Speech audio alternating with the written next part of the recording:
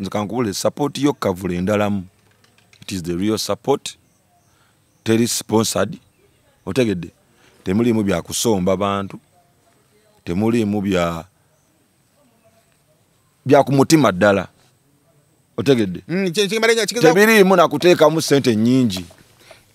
Nature ngama kati ovanga wano. Tebiri mu kufumba muceere. Ebyo Kavule si bya kufumbira abantu muceere. Ne muyisa mu drive ndi mujje mulye.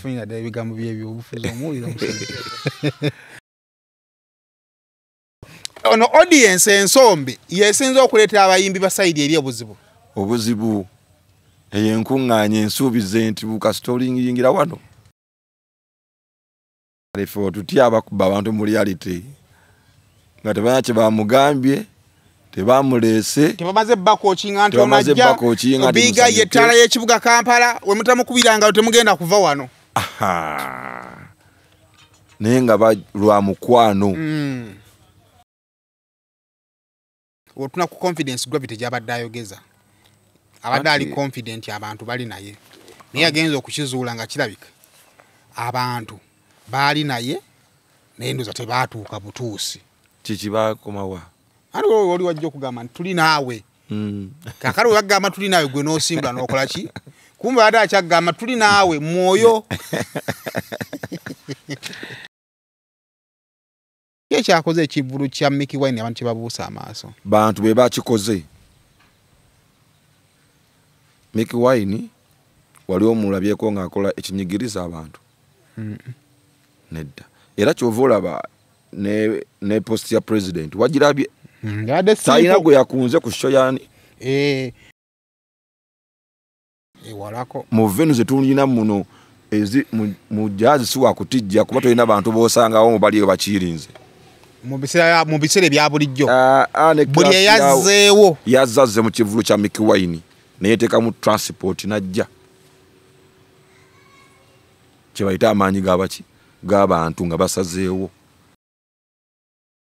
Nana Herbal Mouthwash ly'eddagala ettuufu lye nnakakasa mu kujjanjaba endwadde z'amannyo. Amannyo gakuluma bw'ossaayo ekyokya oba ekinnyogo gagasanyalala bw'osenya ovaamu olusaayisaayi oba ogayiza ludda lumu. Senyesa Nana naye weegendereza abafere tebakuguza kappa mu kkutiya musange mu famasi zonna. Nana yakakasibwa National Drug Authority. Yellow Wood Travel and Tours Limited Febulina okwesiga okukolera ku nsonga za ticket ne visa ez'enjawulo ez'ensi yonna gy'oyagala ate nga tokolagana n'ennyonyi zonna. Oyagala hotelo w'otuukira oba okulambula ku Dubai? Jangu ku office zaffe ku Loom Street, California Plaza, Level 3, Office number 8. Tukubire oba tufune ku WhatsApp. E Dubai tuli ku Jamal Building, 8A Street, Naif Deira, okumpi ne Mount Royal Hotel. Office zaffe zatongozebwa International Air Transport Association, IATA. Website eri www.yellowwoodtravel.com.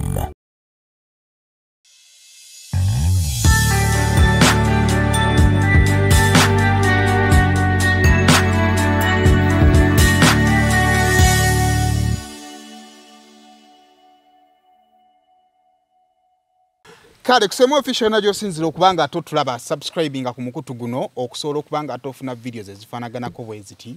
Yona jo wanga ya bitundu byensi nkubuuzaako nenkwebaza okubeera nga ate otwegaseeko subscribing subscription yeeyo kintu kya mugaso nnyo. Kale twagala okubaza bannaffe Nana Herbal Mouthwash ke kano amannyo gakuluma olira side emu ebyokyo ebinyoga bisanyalaza amannyogo Nana kyekyo okuddamu kyo akamanyo gavaamu akasu akatali kalungi mu kamwako Nana yajja okubanga akuyamba bannaffe ba UNBS ne bannaffe ba NDA bamala okubanga ate bakubako stamp so geno berenga omwefunira mwabave bweru eggwanga kyangu nnyo olaba ajja gwogamba akakuleetere kubanga kangu kakuyisa ku airport tewali buzibu bonna bujja okubanga ofuna kale mu nsonga efaanaganako bwetyo bannaffe ba Yellowwood Tours and Travel abagamba gwe ayina ekirooto kyo yagala kugendako Dubai nga oyagala muntu agenda kuyamba kukugobera ku visa mu bwangu obw'ekitalo ng'oyagala muntu agenda kuyamba kufuna tiketi ez'enjawulo kunyonyo ez'enjawulo banafe aba Yellowwood Tours and Travel bagamba nti genda olambule Dubai omutegeere ate ajja kuba n'omuntu ajja kuyambako okufuna airport pickups kubukingira hotel n'ebirala binyo activities agenda mu kulambula n'ebifaanagana ku bw'ebityo byonna mu ddungu bajja kubanga akuyambako kale enamba y'essimu eri awo ku screen okusobola okubanga ate ebisingawo obitegeera kuba nafe aba Yellowwood Tours and Travel gwendala ng'oyagala visa ey'e Dubai ng'oyagala tiketi ey'e Dubai Almuta Enterprises Limited batunda proti ku bukadde 10 osobola nga tebafuna proti ng'erina n'ekyapa kale nabo bakubireko abali nansa naawo bagamba nti nno gendayo mwogerezeganye gwali ebweru w'eggwanga kyangu nnyo bagamba funa omuntu wo ajje ku office wajja ku office tugende tusooke tulambule bwana asiima on your behalf then tutuule wansi gwe aba almutawa n'omuntu wo tukkiriziganye ku ngeri gy'ogenda okusasulamu n'ezoolinawo business etandika okubeera nga ate etambula kale nkwaniriza mu week eno it is a new week mukulikeyo mu weekend yabadde empanvu ennyo mwabaddemu of course activities zaade nnyingi nnyo weekend yabadde empanvu so being a Monday eno nengamba how better can we start this week nengamba kanonye ku Star Boss big guy nakulengedde wabadde ku jahazi nakulengedde ogamba otya je ndi Saimo ogambo kya Saimo official mwendi Saimo oyina ba sponsor bangi mbawulidde ba sponsor balete mu concert yange baji artist baguleyo ku kutebo baji baguleyo ku meza ku concert yange concert yange mu 7 December Yellowwood owulidde nkozaani awo omulala nano owulidde seka wanga naagula haseka wa ddiini ajja kugula kade ekana kade siko siri wa ddiini nze okitege akale seka ayinza okukunyigira ate nga nyigira lwaki no ayinza okunyiga ate naga musajja wange ate kasita woli kijja kale bebe nabalala bangi nnyo kwebali abo mujje muwagire Star Boss ensonga etambule ekintu kitambule naye ng'ogamba otya je ndi ogamba otya Saimo official mwendi ndaba nsi bwetambula omanyi obulamu ensi bwogiraba ng'etambula n'ogamba bwengiraba n'abalala we bagiraba esimani nakulabako wagende w'omukulu okumulabako naliyo nnyo ku lunaku luli balinako press conference wagenda so ogamba mundabako etya yonna mudwaliro wagenda mudwaliro nagenda okay era nze omu kubadduukirira mangu nakulaba mu ddwaliro amulega akusanga wago omukulu gasanga nakatuuka waka nali nakatuuka immediately nali najemba nga omanyi ndi mukwiri ba concert eno eri osage to put things together nengafuna kuba mba mu followinga so era nengenda mangu nnyo ndaba ogubadde yeah man that's beautiful nakulabamu ku bayimbi actually nzo ali omu ku bayimbi nalaba gwe nalaba Saha na Rose n'abalala bangi nnyo baali bangi nnyo abajja so far okusinziira ku wasembadde okwogerezeganya naye ng'omuntu mu ddwaliro wano babadde mu ddwaliro yeah I think agenda recoveringa mwebale kumusabira ajja kuba bulungi kosa ajja bba bulungi twebaza Katonda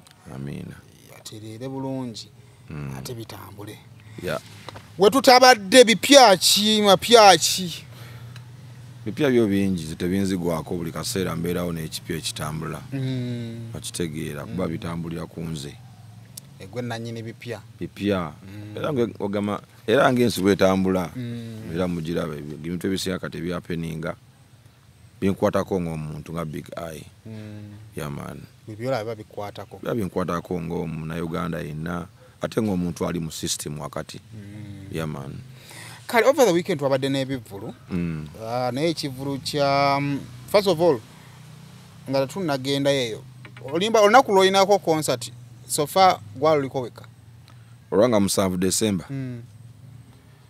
7 December sinawulirayo omuntu ajeteekamu so ku cricket ovo kolwo nze ndiwo gwakyalanze mu olunaku yaman olowooza nyango nabuuza ekibuuzo ekyo naye kankikubuuza oli muyimbi oza mu Uganda tuyinza okufunayo olunaku ku rate abayimbi kwe muyimbira n'obungi bwe muyingirirako almost buli mwezi wabawo omuyimbi omupya kati guno omwezi gwe twafulumye twagufumye n'omuyimbi Gloria Bugi buli wogenda bugi buli omwe amwogerako byamwogedde naye at the end of the day bamwogerako ng'omuyimbi twalina eri guli omwezi twalina Ozambe najja bonna nazo za new names oba ontegeera nti bw'otunulira rate y'abayimbi kwe muyingirira obungi bwammwe n'ennaku kyokka nga mwezi mu weekend ne weekends zituloza nti zanibadde zivaamu ebivulu ate nga ne weekend ezo waliwo enfu kaakati omuntu yenna anaakola ekivulu weekend eri ejja nga tuzza abaana ku masomero ajja kiwulira kuba kati wali wafu waliwo weekend zojja okusanga nga maybe waliwo weekend nga tukola so kitegeeza nti ne mu myezi 12 weekend ezo waliwo myezi ng'ena nga tegikola kitegeeza nosigaza emyezi nga 8 kati weekend ezo zonna olowooza tugenda kufunayo olunaku nga buli muyimbi alina ekivulu nga tekiriko competition tusobola kisoboka singa industry eddamu neterezebwa naye ekireeta ekyo nti industry yayonoonekamu right now okitegeera kyovula tulwanira mu space ntono twenyigirizawo ffenna oba onfunye singa industry badde mwandibadde mukola mutya singa industry singa okusika omugwa si kungi naye ekireeta ekyo nti sente abayimbi tusunulira kuva ku stage kokka kituufu ekyo buli omu alala stage naye singa si bwe kyali nga ebintu biteredde ng'etuze nga tulwana bulijjo nga copyright nayo nnungi bikiye omuyimbi aba already nga talina nnyo okusika mugwa kwa stage nga ne bwagamba awo stage 1 show eya oba if this year is busy I can wait for next year nga akimanya abeera afuna income kyogeza kugamba nti singa kiteza abasinga mukola ebivulu because you need money definitely money muganda wange sente kuba okuyimba mulimu gwafuuka muki mulimu gwa ddala kati oteekamu ofunemu toteekamu kufiirwa kitegeera so kyekireeta ekyo n'olaba nti kati ebivulu for example okuva mu weeks 2 eziyise olaba nti kati buli weekend beerako ebivulu bimeka wa weekend twalina asidiki vocals nga tulinako mudra exactly tudda ku weekend yo byaba ikyasusse waliko omunigeria abirolongo machike then n'ebibiri wao ne bakomide nabadde ne show nabo okitegeera so that's what happens kyekibeerawo katulaba nti tulwanyira mu space ntono ate tuli bangi okategedde bangi ate nga omwaka guliko emyezi 10 n'emeka 12 ate tojja kuteeka buli woyagadde era birimu okubaza space amanyambo kano ka season kalungi oba kano abaana tebali ku ssomero baba bakomyewo kitegeera obeeramu n'okubala nti wana abakozi bajja kuba nga bafunye salary you understand bintu webityo naye tulabeko ebivulu ku lunaku lwe lumu ne bikola Palaso ne Alien lwe baali ku lunaku lumu Palaso yakola n'Alien n'akola twali tulabeko ekivulu kyali kya Chris Evans ezo kyali ndowooza ku cricket kyali ku obligato kamwe ne bayaliko kyaddondo era bonna ne bakola tulabeko bivulu olunaku lwa B2C lwe bakola ne Juliana bonna bakola tulabeko ndowooza ne Gravity ku lunaku lw'okwepiica ku Sheraton waaliyo ki waliyo Navio yes era byonna byakola ki ne bikola oba ontegeera bulungi actually kati ekyo kigenda kindese bulungi nti Gravity this time around yabadde n'ekivulu nga ne luli baali bamutaddeko ekivulu okwepiica ne kukola ne ku Sheraton ne bakola ki ne bakola lwaki ekitulemye okukkiriza nti ffenna tusobola obbeera olunaku lwe lumu naye ne tukola buli omu n'afuna abantu okubeera ku lunaku olumu kuba tukirabyeko Gravity oli yafuna abantu mu kwepiica ne Navio n'afuna ababe ndeeterayo ku mazzi ogajjako leboye osegeera kibeerawo ono n'akola n'oli n'akola n'ebiseera ebisinga kikola nnyo okusinziira ono akozewa n'oli akozeewa kubamu ono aliwa guntezaawukana for example ogambye yali ku Sheraton Navio ng'ono ali ku cricket over Okay. Twalabako Juliana ku Serena B2C Freedom Okay. City. Audience ya Olinavyo nono omulala zaawukanamu. Eyo nayo factor. Era ne bay wagiraba. Eri ali mu bay ndala neno ki? Ndala. Okitegeera. So abo bombi ba most likely bonna okola ki? Okufuna abantu be. Okitegeera. Oluusi eba collusion nolabanga bakola edinze abayimbi nga bagwa mu category emu. Kasaba gwa mu category emu nga bagwa mu emu. Wabeerawo ebiseera bisinga afuna n'afiirwa. Nga muyimba byagala okufaanagana. Category kuba biri mu categories. Okitegeera. Like you've said, Juliana yali ku Serena. B2C wali ku Freedom City. Bonna bakola. Kuba audience ya Serena ndala mu oli yetagaga ku Freedom ki? Wa Freedom City aga wa mitwalo 2. Serena mitwalo 10. Mitwalo 10. Teri asobola kugenda mu kyebiri lwakuba nti kiri kibadde kya 10. Era agenda mu kye 10 abamanyi nti awo. Walaga. Yeah. So babito ebiri. Ebino bwe byandibadde. Okay, over the weekend ekivulu kya Gravity kikoze rounds nyingi nnyo ku social media. Videos nyingi nnyo zikyasaturatinga paka nakati. N'ekyabaddeyo ijjo ekiro kyejjo ku Kolinote ku Summer Gardens nakyo era nekitambula. Of course Gravity muyimbi aluddewo. Era bwalanga ekivulu osubira turn up at least niwo batakoze wala ekivulu numbers ez'omuntu nga akoze niwo numbers ezibeerawo okulaga nti abantu bazze. Like average. First of all waliwo tutandikidde abantu ba Mickey Wine ne Gravity bafaanagana. Bafaanagana. Kyekibagatta. Okitegeera first of all botunulira omanyi sometimes nga birimu ne age bracket. Ewagira. Okitegeera. Tosobola kungamba nti abawagizi banga olaba Moses Matovu. Abafrigo band. Niwankubadde nti babamanyi bano abayimbi neera waliwo enjawulo. Okitegeera. So bano they fall in the same category. Gravity ne Mickey Wine almost bali mu category yemu. Bakolera abantu be bamu. Yes. Kyovola abantu nebivulu byabwe byali ku ssente nga zimakinga zezimu. Bonna beebiri. Okitegeera Saimo. So kati nakyo wadombuuza. Gena maaso. So kimade mbuuza nti bakolera abantu be bamu so kyekyo kyonzizeemu nti baali mu age bracket yemu. Distance tematalinga. Distance etya? Ono ali ku cricket oval. Oli ali ku Jahazi Pia Munyonyi ono ali wakati mu kibuga Kampala. Abantu nga bajja kujja okuwagirawo nawo oli bajjawo.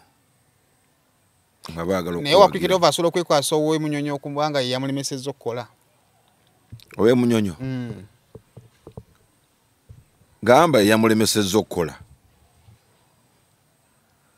Yamulemesezza okukola. Owe Munyonyi ye yalemesezza owa cricket oval okukola. Teyakoze. Yamulemesezza atya. Ekyo kiri obvious. Boda egende Munyonyi teyina weeyitira ku cricket oval. Kyogamba nti nno ku cricket oval waliwo abasulawo. Tewali. Owe Munyonyi waliwo abasulayo. Bonna bava waabwe. Era bonna bava waabwe ne bajja. Okitegeera. Mickey Wine yalemesezza atya Gravity okukola. Ekibuuzo kyo simanyi oba okireese otya okireese bubi kuba twakolako interview wano Saimo nenkubuulira embeera egenda okujja mu maaso abantu ebizibu bagenda okusanga nti ebintu kati byafuuka biralamu tebikyalinga biri abantu nabagamba kati is the time bategere kye nakola ki kye nayogera Saimo nabyogera ne ku interview wano yennyini wano ku Saimo official okitegeera naye mbagamba bannange buli muntu oba buli muyimbi atamanyi bulumi bw'abantu agenda kuloza ku bukambwe bw'abantu. Buli muyimbi atamanyi bulumi bw'abantu agenda kuloza ku bukambwe bw'abana Uganda. Okitegedde Munnayuganda ayinza okuba tajja kujja oba nti ajje akukube physically naye agenda kukulwanyisa mu ngeri gy'akola ki gy'asobola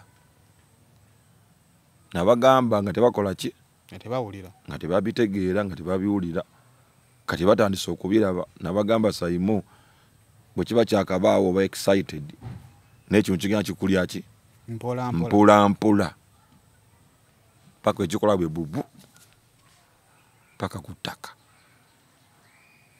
so abantu balina okutunula abantu balina okwechekinga ate ngambye bantu ba artists balina okukola ki okwechekinga nga ba artist bw'oba okyagala business y'okuki y'okuyimba nga ddala olaba business yo weetunuuliremu nnyo weekubemu nnyo torch gwe kennyini weekubemu torch tolinda kukuba mu torch kitegedde nkuwulira biga abantu sigino bazisindika sigino mwagirabye abantu si basanyufu era nga bw'ogambye nti wali tosuubira naye kyewalabye of course nkusinziira ku kyenki mbadde ngenda nsinziira ku record first of all ey'okwepica n'ebivulu ebibaddewo of course nadde sikisuubira nadde nsuubira kitone nnyo ate singa nina endowooza yange nti ate Gravity alina abawagizi ng'enkumi 4 kwazimbira ng'omanyi kala balina okubeerawo kati anti mbeeraawo nemanya nti ono muyimbi wange naye alina abawagizi be 100 kwazimbira kati Gravity nze mu ndowooza yange Saimo oli mutuufu okulowooza bwotyo alina abawagizi be 100 abo kati nze surprise yange weeri bigayi yeah man nti wakati mu bino bina byetwogerako wabaayo bebayita ababo anti kati n'abawo banyigirizibwa bakole ki ate gwe oboogerera obaduulira Gravity aduula nnyo oboogerera nnyo what don't you know okuduula kwawukana kutya n'okwogera amazima nga bwe ngalaba oyo kye tuyita reasoning otegedde ne attacking okategedde okulumba n'okureasoninga n'okwogera endowooza yo n'okuwa endowooza yo exactly bintu biki bibiri byanjawulo naye neeyisa ya munaffe mbadde mugira bamwena abantu bonna bagirabye enneeyisa gye yeeyisaamu recently mu biseera ebikoze eki ebiyise kujooga kwali kungi n'okuzannyira ku bulumi bw'abantu kwali kuki we shall be open about this okitegeera twala twebuzeebuze siri muntu wakwebuzabuza mu bintu ebimu okitegeera bulumi bw'abantu gwe obutaddemu comedy okitegedde obutaddemu ng'ebintu ebyokusaagasaaga oyogedde ebigambo bingi okozera taxi nnyingi olw'okuba gweolaba bakuwadde platform kwe tomanyi nti buli akuwa platform bintu ebimu tobuuza nti buli akuwa platform aba agikuwadde for oba like aba agikuwadde for the good otegedde Saimo oli asobola okuwa platform ng'akimanyi ogenda gikozesa for the bad of yourself okitegeera n'akuwa attention si buli attention gy'aba kuwadde nti eba nnungi si buli attention gy'aba kuwadde nti ebaki biga in a broad picture because kati okay waliwo case study ya Wabuyu naye ate abayimbi bangi abaliyo n'abakyagenda bakyali bangi nsobi ki mu bugazi bwakyo kati tukijje ku muntu tukigaziye kubanga oli watu tuteeka ku buntu oyinza ga Saimo you know obuzibu ku Gravity oba gwe ngomye gambe biga you know obuzibu ku Gravity so njala tukigaziye tukijjewo no tukirabira tukigezze okusisinkana omukulembeze w'eggwanga wabanga yeyalayira yaba n'ebisumuzo ebifuga eggwanga kitegeeza ebisinga gye bikola ki gye biri nsobi ki babigayi gye mukola nga maze kutuka mu nnyumba ennene abantu gye batandika okulowooza nti nno temumanyi bulumi bwabwe anti gwe weebuuze lwaki olaba kangwe Saimo zonna ensi endala bwe ziri zitya ensi zonna zonna nezitwetoolodde nti bwe ziri nti bw'ogenda n'olaba oba omukulembeze w'eggwanga bw'obeera buzibu. Simanyi nnyo Tanzania ne Diamond yagendako mu State House naye engeri gye simanyi Luswayiri. Era bagendayo babeerayo bulungi bakolagana na mukulembeze waayo bulungi nnyo nga tewali buki. N'abantu bakyaba celebratinga. Exactly. Kati gwebuuze why? Lwaki mu Uganda muno? Lwaki mu Uganda bw'ogenda naye era si ku bonna ate era. Kati gwe buli Munnayuganda kirina okukukwatako. The reason why effect ejja nnyo ku ba public figures nti public figure abeera nti ali attached directly ku baki? Ku bantu. Yes. Okitegedde. Attachinga direct kuki? Ku bantu. So ye ensonga gwe muli weebuuze nga ate si gweka weebuuza. Kale ne government naye erina okwebuuza. Lwaki ffe abantu batusemberera ate eri babeera babi? Otegedde? Ne government yeewa obudde yerowooze. Naye yeewa obudde yeekole ki? Yerowooze. Kyogamba zonna endala bwe ziri ez'ensi yonna. Si bwe ziri. Wakyasalawo okutukolera oba okukola naffe ate abantu batandika omulaba obubi. Naye bigala bagamba nti abalina bye basonga bagamba nti oyo akolayo. Tuyinza bate tukyaappreciatinga naye tetumulinaako buzibu. Ate waaki wali abantu be batalinaako buzibu ng'ate bakolerayo. Kisinziira kati tonjawulidde nnyo. No, tonjawulidde. Waliyo omwongera naye muyimbi ninga ne mu gavumenti aliyo. Ninga ate abantu bamulaba bulabi tebamulinaako buzibu. Nga muyimbi? Just tebannafuna gap efuna mukwatira. Ba tebannafuna budde kukulaga bulumi bwabwe. Tebannafuna chance. Otegedde? Oba you don't matter. Oyinza okuba just tomatalinga. Oyinza okuba tomatalinga kubanga tebannakufuna bufunyi. Tebannakufuna bufunyi, one of the two. Ne bakufuna ojja kufuna message eyokkirizagana. Ojja kufuna message, nze nafuna messages nabuulira abantu nga balowooza byakusaaga. Kati birabikako kati. Almutawa Enterprises Limited bano be bakafulu mu Real Estate Development. Oyagala kutunda oba kugula ttaka, Almutawa Enterprises Limited be bakafulu balina plot enteeketeeke obulungi ate ng'ebbeeyi esobokera ddala. Ensonga zonna ez'ettaka n'oddikulaakulanya zonna bazikolako. Bagula n'okutunda amayumba ate basolooza n'ennyumba z'abapangisa ku lwa Land Road kw'ogatta n'okulabirira ennyumba zo. Almutawa Enterprises Limited beerufu. Almutawa Enterprises Limited esangibwa e Nansana ku Hoima Road mu Nansana Municipality. Oyinza obafuna ku ssimu 0705-479-993 oba 0753-339-461 ne ku ssimu ya WhatsApp +93-362-388-59. Teweerabira Almutawa Enterprises Limited. Era gwe gwolaba tebanki bamukola just bannakufuna oba you don't matter. Kati gonoonya waawugwa. Naye abantu bw'oba okimanyi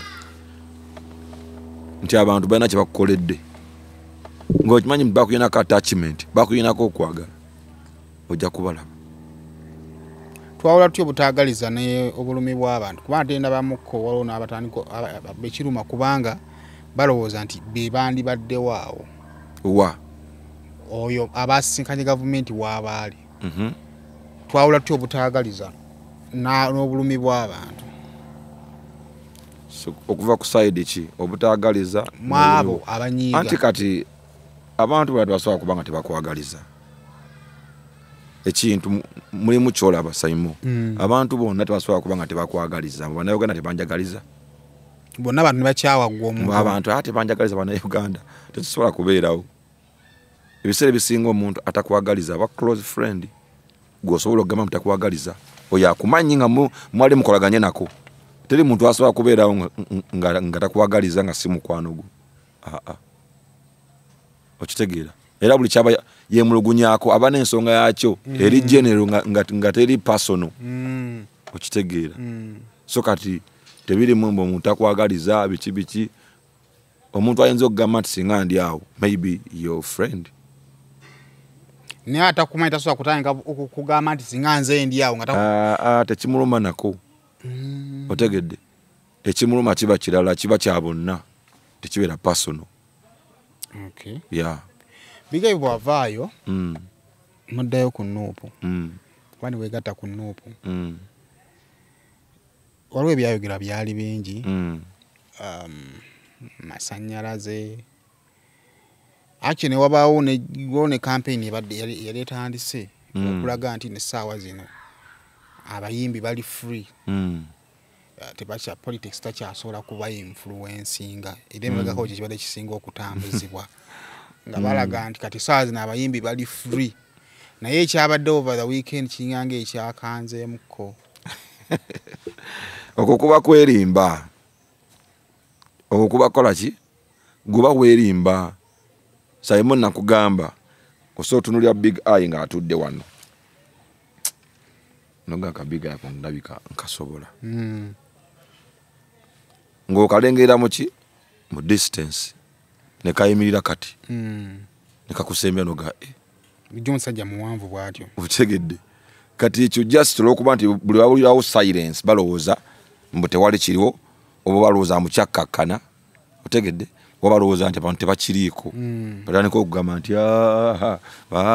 tewali muganda wange essaawa zino omuyimbi kati waddembe okukola buli kimu nga tayingiriddwa politics yadde ekyo kyogera just waba tewanabeerawo gap wasobola ku exercisingira otegedde gwe nolowooza nti nojjayo omutwera bagukuba lootegera nti waye bakyaliyo bijjo bakyali bamanyi kutuukayo batyo exactly yes mwakirabye weekend yino tenabana kuyitako nnaku ziwera 2 you saw it no one expected that teri otegedde statement yabadde yaki yamaanyi message yadde yamaanyi okuva eri abantu nti tuli serious ovanga ku show ebulu ekifaananyi omuntu kyalaga abantu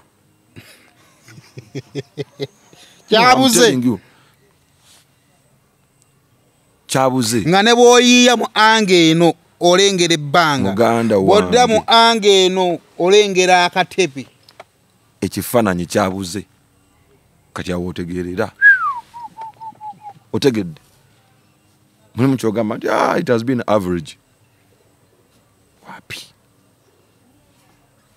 kyabuze okakasiza obusungu bw'abantu bakola ki bwe baba bakuyinako era bwe bamugezi nnyo ddayo otuule otegedde ddayo otuule ogambe wekyekingire ddala nnyo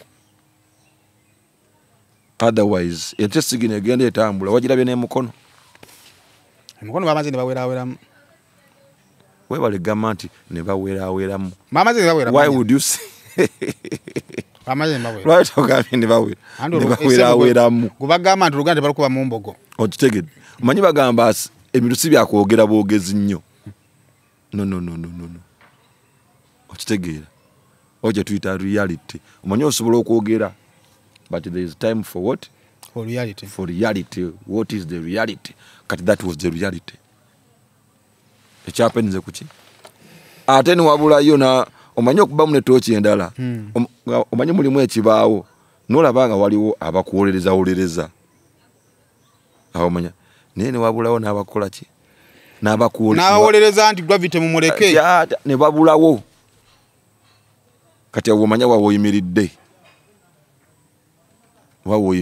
n'abantu nawula agamba nti wapi omwana mulimu mumukuba awo okubira tochi nodda wansi n'otuula nakugamba Saimo abantu bagenda ku bineyo ebivulu eby'ebibiina byabwe bawagira ebyo olira eby'abantu be basombye ne bajjira obwereere ne balowooza nti tukyakikuba okategedde nova wano n'ogenda Kavule kangereze kugwa ngamba nova wano anti ulira ebya Kavule kankubule support yo Kavule ndalamu. It is the real support. Teri sponsored. Otegedde. Temuli mu bya kusomba bantu. Temuli mu bya kumutima ddala. Otegedde. Tebiri mu nakuteeka mu sente nyingi. Nature ngama katumovanga wano. Tebiri mu kufumba muchere. Ebyo Kavule si bya kufumbira abantu muchere. So biga ya. Ni muyisa mu drive ndi mujje mulye. Afina da bigambo byebyo obufuzo mulira musente. Jijikira ddala. No, that is the reality. Biga so twasema okusinkana sebo nga tojijikanye. Nega so ojijikira ddala. No, Saimo. Njogera mazima si byaki. Kyekyo. Otegedde. Anaye. Tebiri muti bannanki. Pirawo alere mujje tugende. Sajja bayisizaamu. Wala bajje ola pirawo. Tebiri mu basi. Tebuli ajiyingira mutwalo. So anyway chebalegeza akulaga. Leka de bateekawo nojja n'obasangaawo. N'obakuba. Bakkuse na bulungi. Bakkuse babagambe mulina okusanyuka. Mulina okusanyuka. Buli ajja mu buuke. Nogamba naye ngenda okutta nja kubatta. Nojja n'ekifaananyi ekyo. N'ogamba kemba kubye wano. Karate kangene mbatwaleke wagazi. Kambayite nga baleseyo ne ku ssente. Obayita mujje nga teri anyega. Mujje nga tewali anyega. Asasira naye katona asasira so nyiwa just byembi bisekero olumo. N'ogattamu ne kano. Mama yandide yayitanga gundi. Dani kati anyega. Dani n'agattamu kali. Dani wuwu era ne baga. Allah. So ono audience ensombe yesinza okuleeta abayimbi basayidi eri obuzibu eyenkuŋŋaanya ensuubize nti bukasitoling yingira wano kubaki amazima wala olowooza nti omuyimbi mu bantu taliiyo n'abaako waagenda n'akuba abantu n'ogamba naye balimba omusajja akyali w'amaanyi kale ffe otutya abakuba abantu mu reality nga tebanya kye bamugambye tebamulese tebamaze bakokinga nti omajja biga yettala y'ekibuga Kampala we mutamukubiranga temugenda kuva wano naye nga balwa mukwano ne bakola bwe kibakoze n'obaga nti kiri kitya ku mukono ne bagwanika ku lw'omukwano nti kati ngwagala waggulu ngwagala wansi okategedde bwe kityo muganda wange nembaga nti bannange ngenda kusomeze mu 7 December mbasaba mujje mumpagire ku cricket oval n'olabanga positivity n'olabanga buli muntu aga big eye tugenda kubeerayo ku cricket oval ng'olaba baagala nangisembeze nako actually abantu bangamba sho ngisembeze nako badde baagala abantu bangiteekewo na weekend eno watenze we nabadde oli naŋŋamba bigayogerako ne bigayi ku kyala byerugogo kino omusajja nga amenya likodi ya Saalongo Siraaje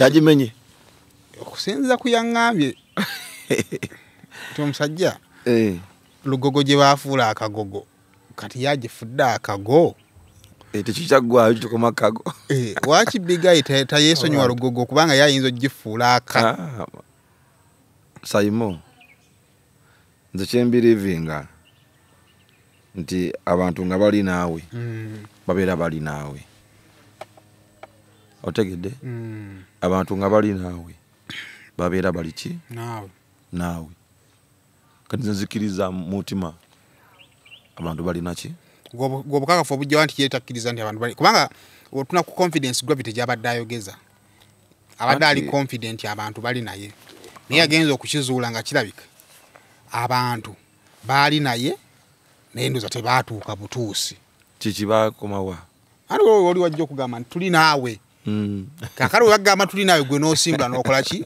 kumbe badde akyagamba tuli naawe mwoyo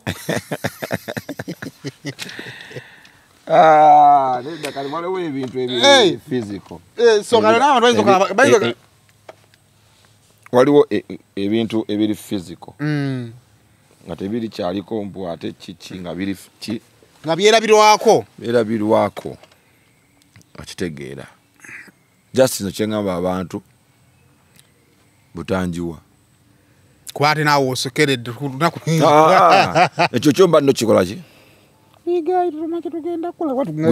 sokolabe kyomba nno okukibagamba kyovola nti n'okulanga tukola ki tulanga bakimanyi naye mba nina okukola ki okulanga okitegedde.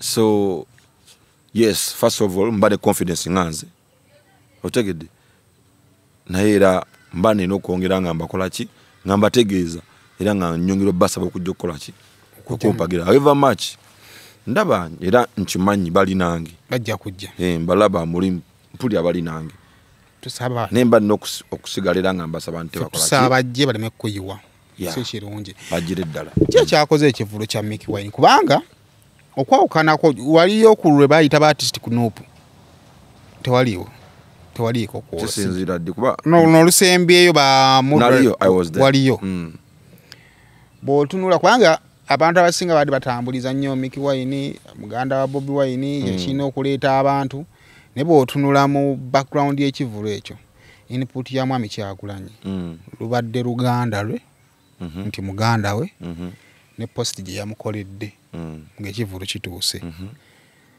kyonna abantu kye bali bagezaako narrative gye bali bagezaako okuvuga nti ekigenda oleeta abantu Bobi Wine wanaamupromotingirako ekigenda okuleeta abantu nga abantu bakimanyi nti Bobi Wine ayinza kujja bw'anajja ayinza obbayimbirako byonna almost bitakola ki ne bitabaawo ki ekyakoze ekivulu kya Mickey Wine abantu kye babuusa amaaso bantu be bakikoze.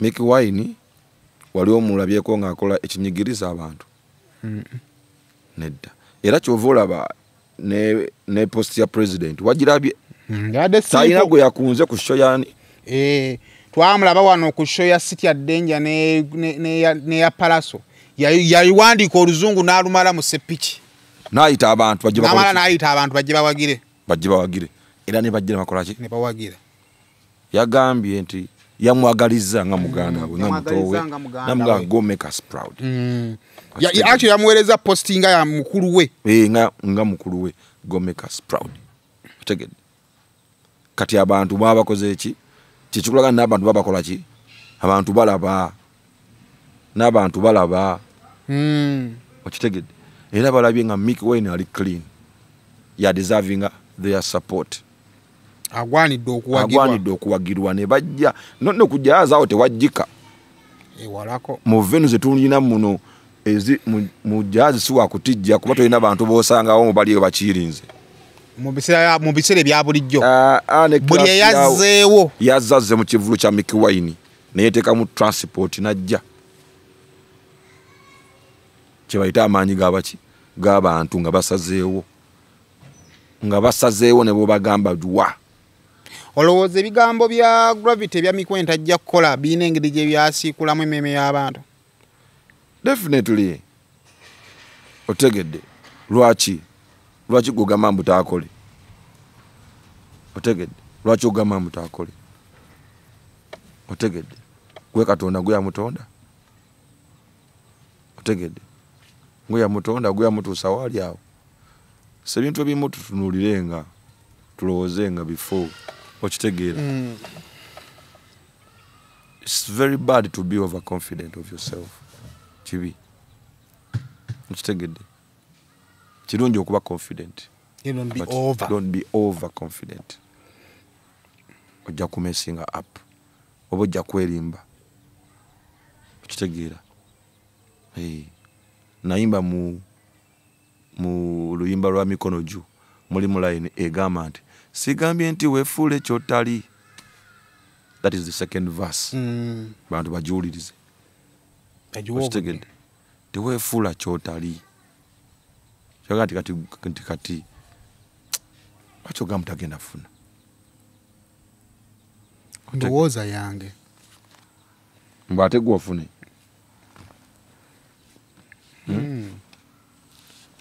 ate gwe ofune waba tasobola kufuna gwe ofune. That was bad, man. That was very bad. Hey, that was very bad. Hey, that is very bad. buli omu atunula buli omu of course ng'abantu twenyiiza tukize tugaane n'omwami Kyagulanyi ng'omuntu era nzikiriza nti alina baasobezza naye bw'otunulira Gravity ne mu shows wena bwe yayogedde era yasigadde akyali yasooka n'agambawo temunsobola ne muleta family yonna because bitu nebifaanaganako bwe bityo olowooza where could be the problem wayinza okubawo anything personal tewali ayina ekyasinga omuleetera obuzibu kulumba muntu atalina kye yali amukoze manyi Katonda ono mwali mu bintu ebimu naye aba alaba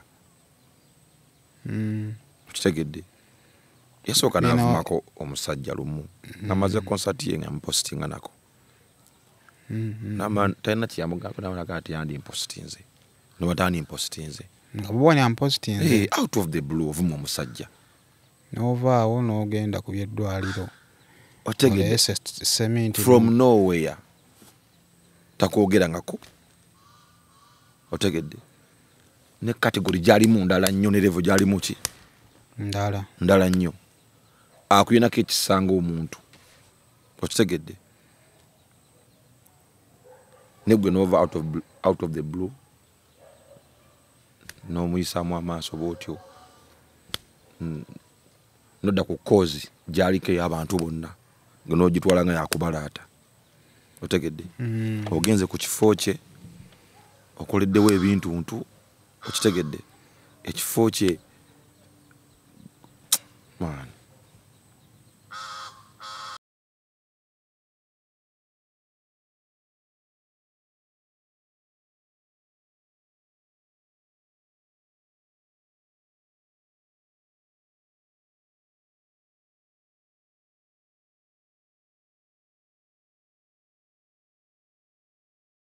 Nana Hub Mouthwash lyeddagala ettuufu yennakakasa mu kujjanjaba endwadde z'amannyo. Amannyo gakuluma bw'ossaayo ekyokya oba ekinnyogo gagasanyalala bw'osenya ovaamu olusaayisaayi oba ogayiza ludda lumu. Senyesa Nana naye weegendereza abafere tebakuguza kappa mu kkutiya musange mu famasi zonna.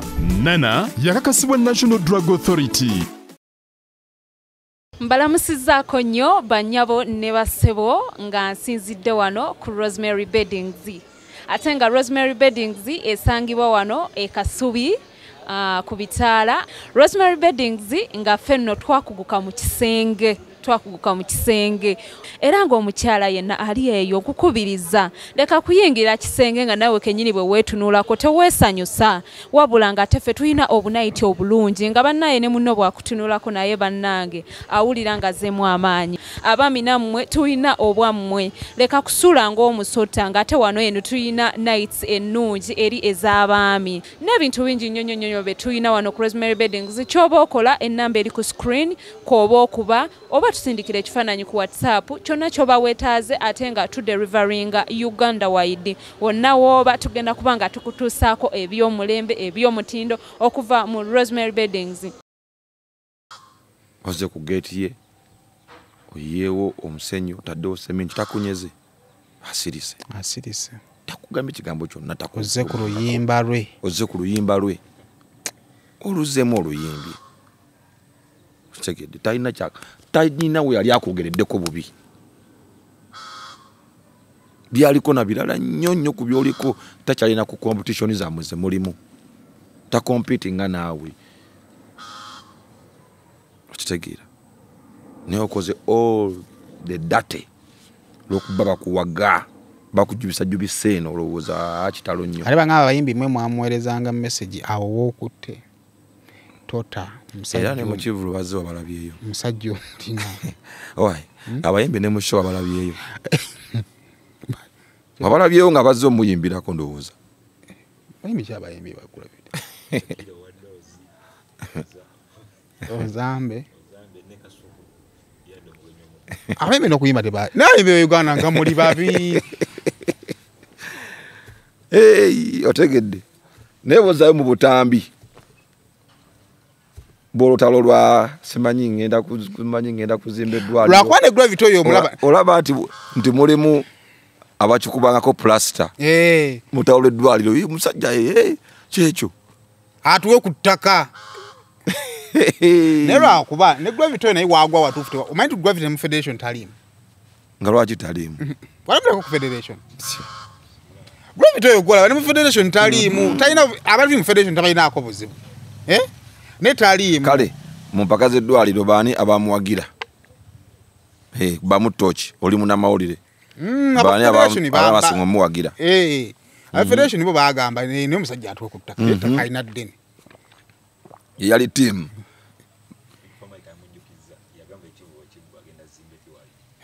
Shawedde kati.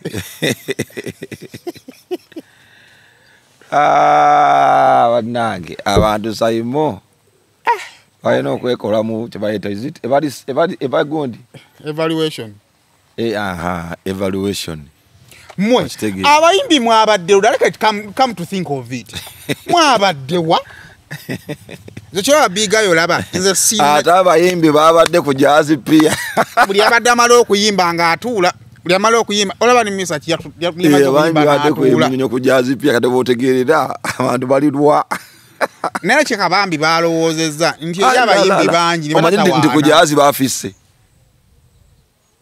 Kujaza abayimbi bafisse kubajjukira nze nayimbye nga mikuwaini anaatera okuddako otegedde kuba nze nayimbyewo ne kuddako Misati Semakula mikuwaini alinya stage okitegeera nga owugako bawuga abayimbi bajjunda nabali ayo mabegaawo buli omwagamba mu ntere yakayimba kamu ngo obudde era onda nayimbye ennyimba eza ate ng'otera kikuba biri Nenge chade I think it's because of time. Mikwen has to sing. Because I was meant to sing 5 songs. Kali abanga beshabadde rugogo nga bagamba kasugendo okoleyo ko kantu. Kasukuddamu okoleyo akantu. Kasugendo basesemu. Gwe, Gwe. Estegeza kati kasuku comedian mulungi. Paka baba gambe sikasuku ne sandwa yani mugende mwenyige mukawo nini muli nabegatte. Era bambi bakoze soko nyumize gwemboze. Yana abantu badde omufuna kugambi kasuku oyo yegatako nimlo ne sandwa yani. Aba comedian balungi singate babaddewo. Kasukunga yawo ola kasuku tala kuzina ne yazinye. Saimu. Tegeza ndino kudeo ne alaba obutambi. Sokole abalive babaddeyo babakiriza. Kabanda yakubye. Live aba live coverage bakutte walono kwamba nokuddayo nenda ba mwana wa Salongo yuza Sean yaliwa ne Sean wetaaga kuba yagambe ucha gravity yuza leka za sekera ku interview Saimo video natusekana yenze kuyapiga sina muyimbi I don't want to laugh nino kubako wenkoma nganseka please togenda yeyo nyo Sean yagambye yuza Salongo bano basobola naye nga baba cricket over egamba na tusobola lero banange mbega iridde mujjega musavu December ku cricket over wala kijja kunyuma kuchaliza iwa na achazani ku na musavu December toke ngamba abantu yaze na kuba physical ngeso ekigamba no gwe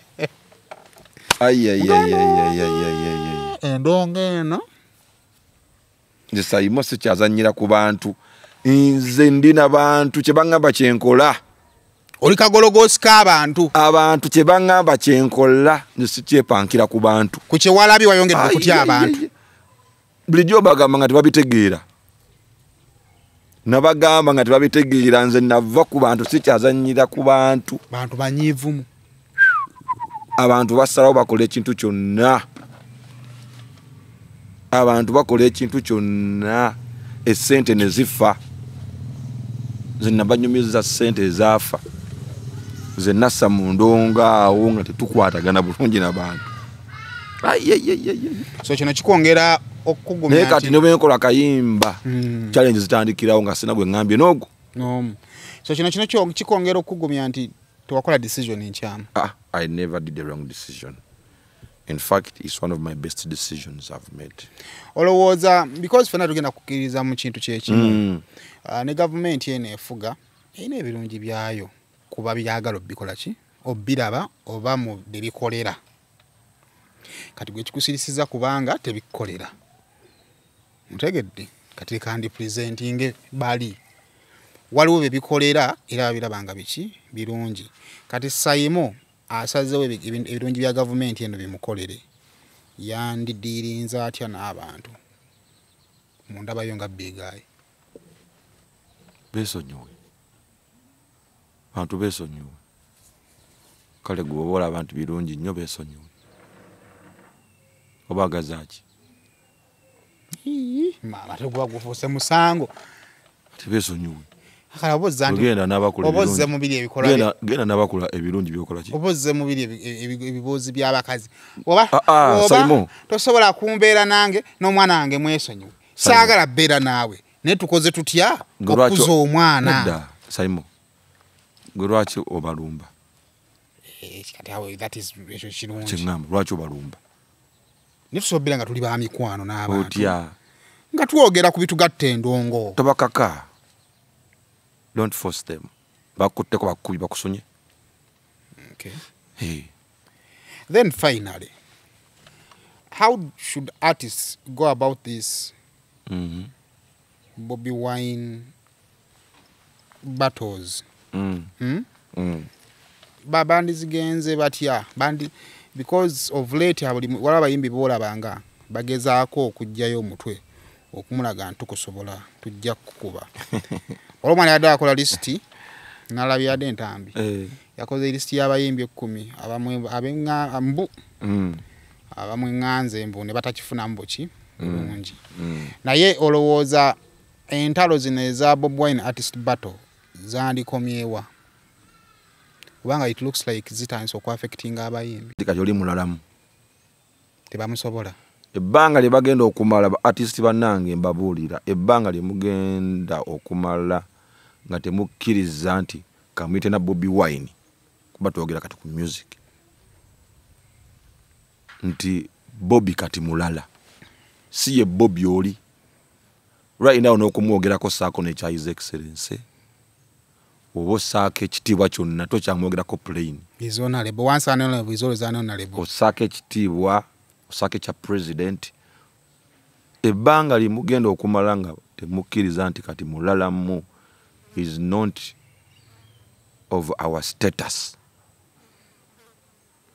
temugenda okukoma okubonaabona mitima okulumwa otegedde omanyi obeeraawo ng'obonaabona n'amazima omanyi kibayita okubonaabona n'amazima amazima nga kubonyaabonya olwokuba tuyagala gakola ki gakkiriza oba ogenda kuluma omutwe ogenda kutawaana nnyo paka ng'okkiriza nti oli kati muki is a different level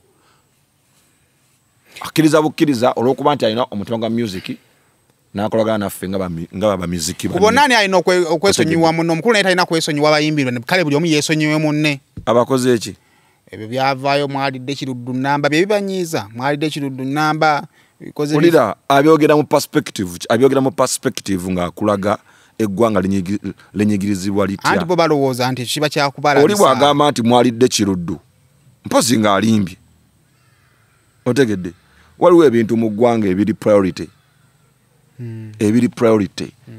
otegedde ng'ebiri about health education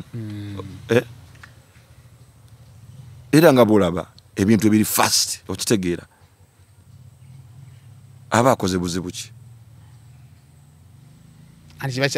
balabanga abalabisa kati bagamba oyagala kutulabisa kutusuula naffe kakubi bw'onyakula essimu yange eno nenkukwata mba n'omusango nti kutte nenkulabisa nti addabba essimu yange wawo oli ewuddeko kyebagamba nti nabbi talagulira gye bamuzaala kitya tekiwulirangako nti nabbi talagulira gye bamuzaala olowooza ne mwami Kyagulanyi gwe ayino amaanyi agalina tukirabyeko by the way bw'abayimbi nedda mbwe abayimbi mbwe twemamaza nti kati ate mbunofa tuleke tubbi nti mu bulamu kati nja kugambayo ekintu kimu nti okimanyi nti mwami Kyagulanyi kisolokera ku makya ne wabawo ebitatuuse mu Catholic Church but because that is where he belongs asobola biraba n'abireka bwendowooza yange ayinza okira ku makya n'alaba ebitatambula bulungi mu kingdom n'abikola ki si lwakuba tayagala byogera naye because balinganga bazadde binina sooti bayinza obitondowaliramu kati nze endowooza yange ngamba nti kiyinza okuba nga bagravity kituufu they have messed up somewhere naye nga process y'okumesinga up n'omukulu yandibatadde n'abajjako emikono lwansonga nti gyanaabako mu basigazaako emikono agenda bakozesa ensobi ate bamalize nga kalya zaabwe zifiiriddeyo right naye eggwanga erituuse bw'obikkirira ekikyamu naawe obeera mukyamu bw'obikkirira ekikyamu naawe obeera mukyamu nti abayimbi bagenze mu State House ne babawa ssente kubanga baganda bo n'osirika and even silence is betrayal njagala okimanyi otegedde Simon kati abayimbi bagumire ebigambo byono oba bakola ekituufu do the right thing otayagala bigambo oba toyagala kugambako okola ekituufu ne bajja kukugambako bajja kubikula entimbe bati nkulu alina obbagambako akasembayo gundi yali kushare talk and talk ani gravity n'agamba ekyamazima Bobby musajja w'amaanyi era n'alabula abayimbi abali eyo obanga teweekakasa maanyi nga tokubye endongo ewera Bobi Wine mwesonyi wajja kukusuula n'agamba ye amweŋŋanga kubanga ye aweramu era mune yaweze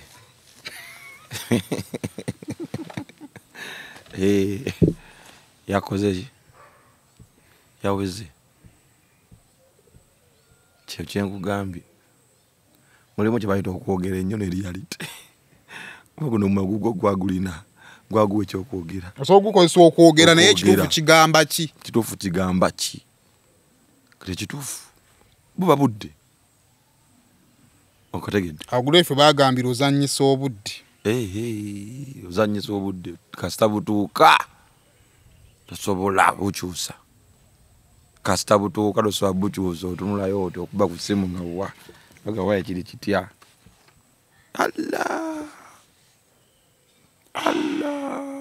bannaye kale bannange nze nsaba abannayuganda namusanvu Desemba yangambye nti oba kale biga wakitagenda tagenda ku jahazi analonda cricket over Lugogo okay yeah so kyensaba abannayuganda ku lunaku olwo bakeere tuyime nga obudde bukyakola ki bukyali nyimba kuva eri ku indicator kuba n'abagenda okutuwerekerako bagenda kuba baki bangi tetwagala abayimbi bakole ki bafike njagala abayimbi bannange bonna bakole ki ate oyimbidde abantu bigayo oyimbidde ku bivulu by'abantu yes yeah so kyensaba nti bakeereko kuba emiryango gijja kuggulwawo ssaawa 3 ez'okumakya emiryango gigenda okuggulwawo ku cricket over nga 7 Desemba bantu bajje tusobole okuyima mu mbango obudde bukyakola ki bukyali tiketi yasende meka nga bukyali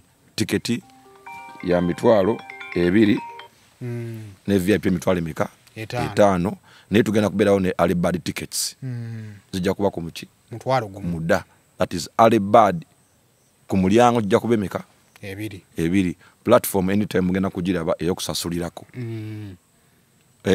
ng'ogula tiketi yo n'oba nayo tiketi yo n'oba nayo olujja luli ojja kuyingira buki ojja kuyingira buyingizi that's what we want kitegeera kale neyanza Star Boss nange neyanza muganda wange kale saagala kutuuka sawa ziyingira mukaaga ebikivu kyalina okukoma omuyimbi tajja ku stage waliwo kano ka video akasooka ku saa 12 kigozi amaanyi gampedde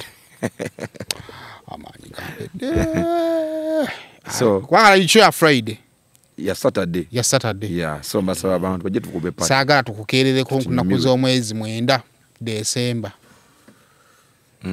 andi bye tukola munanga ufe bigaye bwe twadda mpoze jja kuba nga ye Monday fa bwe twadda bigaye gobadde naye wano enkeera gwogeya kati abantu abo mugezo omwana abo ne banyiga nno bigaye akamala okuwa interview ye mama we simuge yenna ne alhamdulillah mashallah inshallah amina mbere buli basibole bajja omweraba